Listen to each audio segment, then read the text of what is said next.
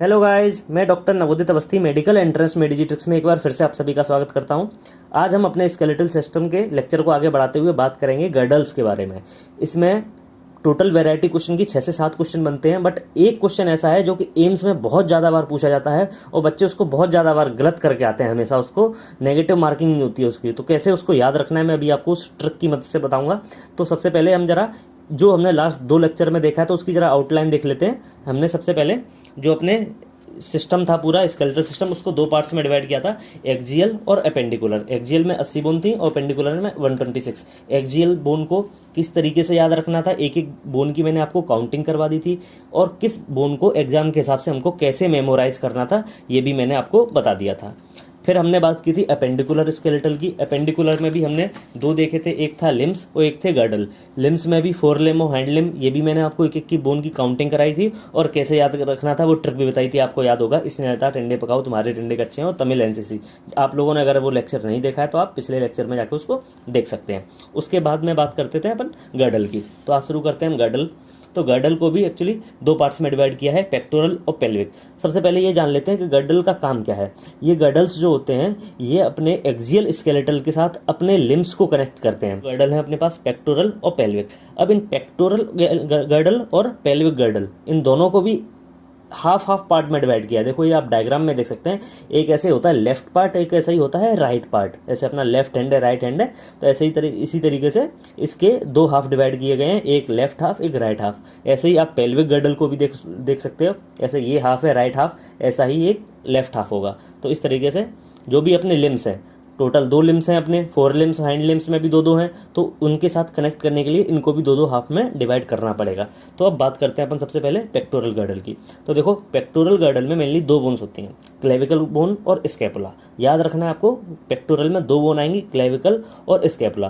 Clavicle से 2 question बनते हैं कि सबसे पहले तो इसको कॉलर बोन कहा जाता है। जो अपनी कॉलर होती है शर्ट की, वहाँ के लेवल पे रहती है ये बोन, तो इसको कॉलर बोन कहते हैं। अब ये आप डायग्राम देखिए, इस डायग्राम में आपको देखो कर्वेचर दिख रहे होंगे, मतलब कि इस बोन में कर्व दिख रहे होंगे आपको, 2 जगह पे कर्व दिख रहे हैं। तो इसमें ये पूछा जाता है कि ये कर्व कितने होते हैं पहले तो, और फिर उसके बाद इनका रीजन क्या है। ये रीजन बहुत कॉन्सेप्चुअल है और ये बहुत अच्छे एग्जाम में पूछा जाता है। जो बायोलॉजी जिनमें मेन सब्जेक्ट होता है, जो बहुत बड़े लेवल के एग्जाम होते हैं, उनमें भी ये क्वेश्चन, नीट के अलावा भी जो एग्जाम है उनमें भी ये कई बार पूछा गया है कि रीजन क्या है कि हमने इनको जो क्लेविकल बोन है इसको ऐसा कर्व क्यों रखा। हम फ्लैट भी तो रख सकते थे, लेकिन हमने फ्लैट रखने की जगह कर्व क्यों रखा। तो देखो अगर ये फ्लैट होती क्लेविकल बोन, तो देखो यहाँ से अगर मुझे कुछ चीज़ पास करनी है तो वो नहीं हो पाती, लेकिन अगर इसको मैंने कर्व दे दिया, ऐसे कर्व कर दिया, तो यहाँ बीच में से आर्टरी, वेन्स और नर्व सप्लाई जो है वो यहाँ से पास हो सकती है। नर्व फाइबर होंगे, नर्व होंगी जो आर्टरी वेन्स यहाँ से पास हो सकते हैं। वही अगर ये स्ट्रेट होती, फ्लैट होती, तो यहाँ से वो चीज़ पास नहीं हो पाती। तो ये किस लिए, इन सबको पैसेज प्रदान करने के लिए, ताकि ये सब चीज़ें पास हो पाएँ, इसलिए इसको कर्व्ड रखा गया है। तो यहाँ से 2 क्वेश्चन बन के आते हैं अपने क्लेविकल से। एक तो होती है कॉलर बोन, इसको कहा जाता है क्योंकि कॉलर के लेवल पर रहती है, और इसमें 2 कर्वेचर रहते हैं। और क्यों होते हैं, तो पैसेज के लिए। अब बात करते हैं स्कैपुला की। यहाँ से इंपॉर्टेंट क्वेश्चन बनता है। सबसे पहले आपको याद रखना है कि ये ट्रायंगुलर शेप की बोन होती है। कैसी होती है, ट्रायंगुलर शेप की। अब ये इसकी सिचुएशन कहाँ होती है, तो ये अपना जो डोर्सल पार्ट है अपनी बॉडी की, देखो एंटीरियर सरफेस हो गई, ऐसे वेंट्रल पोस्टीरियर हो गई। पोस्टीरियर मतलब कि वही डोर्सल है और एंटीरियर मतलब कि आपकी वेंट्रल है। तो आपको कैसे याद रखना है इसको, डीपी, आप नॉर्मली व्हाट्सएप इंस्टा डीपी बोलते हो, तो डीपी से मतलब कि जो डोर्सल है वही आपका पोस्टीरियर है। और पोस्टीरियर एंटीरियर याद करने का मैंने आपको, जब मैंने आपको एंडोक्राइन बताया था तब मैंने बताया था कि एंटीरियर से मतलब आगे की तरफ, ए से ए याद रखने के लिए तब मैंने बताया था कि आगे की तरफ होगा वो एंटीरियर होगा और पीछे की तरफ होगा वो पोस्टीरियर होगा, ए से और पी से। और डीपी से आपको याद हो जाएगा जो पोस्टीरियर है पीछे की तरफ है वही डोर्सल है। तो डोर्सल पार्ट होता है जो अपना थोरेक्स का, उसमें आप पीछे की तरफ देखेंगे तो 2nd और 7th रिब्स के लेवल पे ये सिचुएटेड होती है। टोटल 12 पेयर रिब्स के लास्ट लेक्चर में आपको बता ही चुका हूँ। तो जो दूसरा और 7वां पेयर रहता है उनके बीच में ये सिचुएटेड रहेगी, ट्रायंगुलर शेप की बोन होगी। अगर आप अपने हैंड से शोल्डर के अपने अपर लेवल पे पीछे से अगर टच करेंगे तो आपको एक ट्रायंगुलर बोन, उसकी एक रिज दिखाई दे जाएगी, फील हो जाएगी, तो वही स्कैपुला है। अब देखते हैं इस बोन की स्ट्रक्चर को। देखिए इस बोन में एक स्लाइटली एलिवेटेड एक पीछे की तरफ देखो एक रिज है जिसको कि स्पाइन बोला जाता है। ये देखो आपको एक रिज दिख रही है, एक पूरी आउटलाइन जैसी दिख रही है उठी हुई, ठीक है, इसको बोलते हैं स्पाइन। अब इस स्पाइन का भी एक प्रोजेक्शन निकला हुआ है आगे, याद रखना है, बहुत ज़्यादा इंपॉर्टेंट है। इस स्पाइन में से भी एक अलग से प्रोजेक्शन आगे निकला हुआ है, एक्सटेंशन निकला हुआ है, उसको कि एक्रोमियन प्रोसेस कहा जाता है। बहुत ज़्यादा इंपॉर्टेंट है, बहुत ज़्यादा इंपॉर्टेंट है। याद रखना है आपको कि एक्रोमियन प्रोसेस किसका है, ये स्कैपुला का प्रोजेक्शन होता है। बच्चे कई बार क्या गलती करके आते हैं कि वो स्पाइन को और एक्रोमियन प्रोसेस को साथ एक ही मान लेते हैं। तो आपको याद रखना है एलिवेटेड एक रिज होगी वो तो स्पाइन है, और इस स्पाइन में से भी एक प्रोजेक्शन बाहर निकला होगा जिसको कि बोला जाएगा एक्रोमियन प्रोसेस।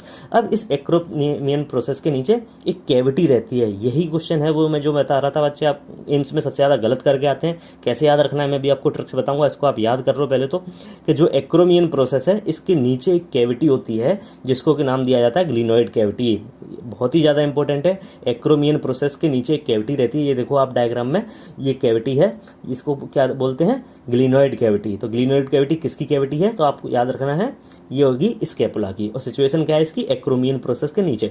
अब ये ग्लिनोइड कैविटी में क्या होता है, जो अपनी ह्यूमरस बोन है, जो मैंने आपको बताया ना, इनका काम क्या था गर्डल का, कि ये एक्सियल स्केलेटल के साथ जो अपनी लिम्स है उनको जोड़ रहे थे।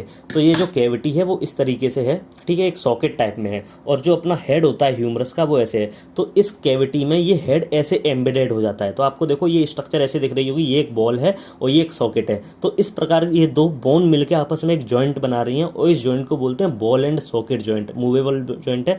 याद रखना आप इसको, बहुत इंपॉर्टेंट है। ये बॉल जैसी स्ट्रक्चर थी, ये तो है ह्यूमरस का हेड है, और जो सॉकेट बना हुआ है वो किससे बना हुआ है, वो ग्लिनोइड कैविटी से बना हुआ है। तो ये आपस में मिलके बॉल एंड सॉकेट जॉइंट बनाते हैं। यही अभी हम एक और देखेंगे जब हम लोअर लिम्ब की बात करेंगे। तो इस ग्लिनोइड कैविटी के साथ क्या एम्बेडेड रहता है, हेड ऑफ ह्यूमरस। कैसे याद रखना है अभी बताता हूं मैं आपको। अब देखिए बात करते हैं पेल्विक गर्डल की। अब पेल्विक गर्डल में भी दो कॉक्सल बोन होती हैं। अब एक जो कॉक्सल बोन है वो देखो ये आप डायग्राम में, ये भी 3 बोन के फ्यूजन से मिलके बनती है। कौन कौन सी हैं, ilium, ischium, pubis. Ilium, ischium और प्यूबिस। अब देखो इलियम वर्ड आपने डाइजेस्टिव सिस्टम में भी सुना था, वो जो उसके स्मॉल इंटेस्टाइन के जो पार्ट होते हैं, ड्यूडेनम, जेजुनम और इलियम। लेकिन वहाँ क्या था, इलियम की स्पेलिंग ILEUM होती है, यहाँ की स्पेलिंग होती है ILIUM। तो आप याद रखें, जो EUM है वो तो है डाइजेस्टिव सिस्टम में, और आई है ये पेल्विक गर्डल का पार्ट है। ऐसे इलियम, इस्चियम, प्यूबिस ये तीनों मिलके क्या बनाते हैं, एक कॉक्सल बोन, और 2 कॉक्सल बोन मिलके बनाते हैं एक पेल्विक गर्डल। अब ऐसे ही ये इलियम, इस्चियम, प्यूबिस जहाँ पे ये कंबाइंड होती हैं तीनों बोन, वहाँ पे एक कैविटी होती है एसिटाबुलम कैविटी। ये भी बहुत ज़्यादा इंपॉर्टेंट है। ये देखो डायग्राम में, ये एसिटाबुलम कैविटी है। जैसे कि वहाँ पे ग्लिनोइड कैविटी थी इस तरीके से, यहाँ पे ऐसे ही एसिटाबुलम कैविटी है।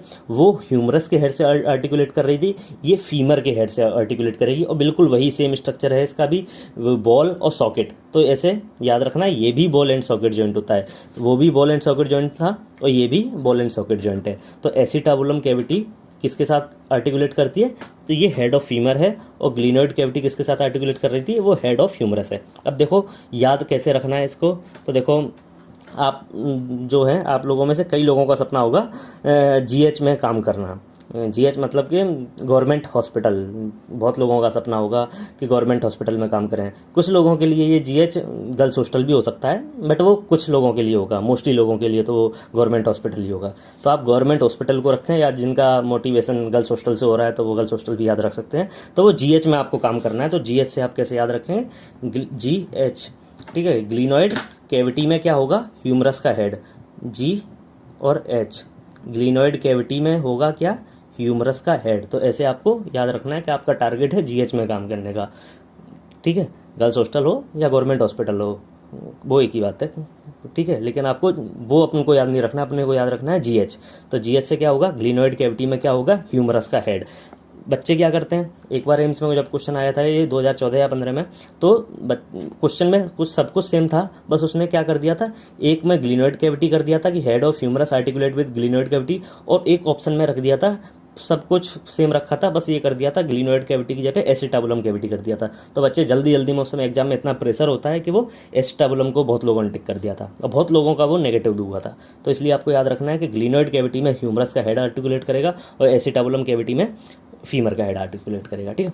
अब देखो ये दो दो हाफ थे जो भी इसके, ये वेंट्रली आके मीट होंगे। वेंट्रली मतलब कि एंटीरियर साइड मतलब कि आगे की तरफ। तो देखो ये डायग्राम में ये दोनों आगे आके मिल रहे हैं ये दोनों हाफ, और देखो ये बीच में ये आपको जॉइंट दिख भी रहा है, इसको बोलते हैं प्यूबिक सिम्फाइसिस, जहाँ पे ये दोनों हाफ मिलते हैं आके, प्यूबिक सिम्फाइसिस।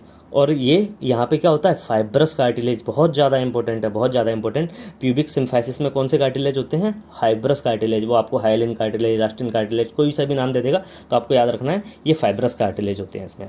ठीक है, तो जल्दी से एक बार रिवीजन कर लेते हैं। गर्डल है, गर्डल में को हमने दो पार्ट्स में डिवाइड किया, पेक्टोरल और पेल्विक। पेक्टोरल गर्डल क्या करेगा, 4 लिम्स को कनेक्ट करेगा, और पेल्विक गर्डल लोअर लिम्ब को।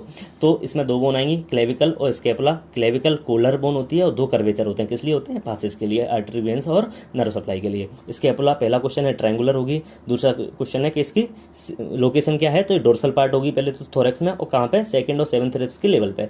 अब इसमें क्या होता है, पीछे की तरफ एक रिज रहती है जिसको कि स्पाइन बोलते हैं, उस स्पाइन में से एक प्रोजेक्शन निकला होता है जिसको कि एक्रोमियन प्रोसेस बोला जाता है, और उस एक्रोमियन प्रोसेस के नीचे कैविटी होती है, ग्लिनोइड कैविटी, जो कि आर्टिकुलेट करती है हेड ऑफ ह्यूमरस के साथ। ठीक, अब जो पेल्विक बोन है वो दो कॉक्सल बोन से मिलकर बनती है, और एक कॉक्सल बोन इलियम, इस्चियम और प्यूबिस के कॉम्बिनेशन से, फ्यूजन से बनती है। जहाँ पे ये कंबाइन होते हैं उस जगह पे एक कैविटी होती है, एसिटाबुलम कैविटी, और जो कि आर्टिकुलेट करती है हेड ऑफ फीमर के साथ। ठीक है, ये आपको जीएच की तरीके से आपको दोनों याद रहेंगे। अब दोनों हाफ हैं, ये दोनों आगे आके मिलेंगे, और जहाँ आके ये मिलते हैं उस जगह को प्यूबिक सिम्फाइसिस बोला जाता है, जो कि फाइब्रस कार्टिलेज से मिलकर बना होता है। ठीक है, तो यहाँ तो अपना स्केलेटल सिस्टम का पूरा जो बोन्स की काउंटिंग है और जो भी आपको जो भी ट्रिक है वो सब कंप्लीट हो चुकी हैं। इसके बाद हम बात करेंगे जॉइंट्स के बारे में, कौन कौन से जॉइंट हैं, और जॉइंट से तो क्वेश्चन लगभग, अगर इसमें से मोस्टली क्वेश्चन आजकल जॉइंट से ही पूछा जा रहा है पिछले कुछ सालों से। तो जॉइंट्स आपको याद रखने की कैसे वो ट्रिक से कैसे याद रखना है आपको, वो मैं आपको बताऊँगा। फिर भी आपको अगर कुछ दिक्कत आती है, मैंने जितना हो सकता था इसमें क्वेश्चन की वैरायटी वो मैंने सब आपको बताया है। एनसीईआरटी से बाहर भी जहां एग्जामिनर पूछ रहा है तो मैंने आपको एनसीईआरटी के बाहर का भी कवर किया। फिर भी आपको अगर कोई दिक्कत आती है तो आप मुझे कमेंट में इन्फॉर्म कर सकते हैं। मैं जब भी फ्री होऊंगा, जब भी मुझे टाइम होगा, तो मैं पूरी कोशिश करूँगा कि आपके हर कमेंट का मैं, जो भी आपकी क्वेरी है, हर उसका रिप्लाई करूँ मैं। Thank you, bye bye.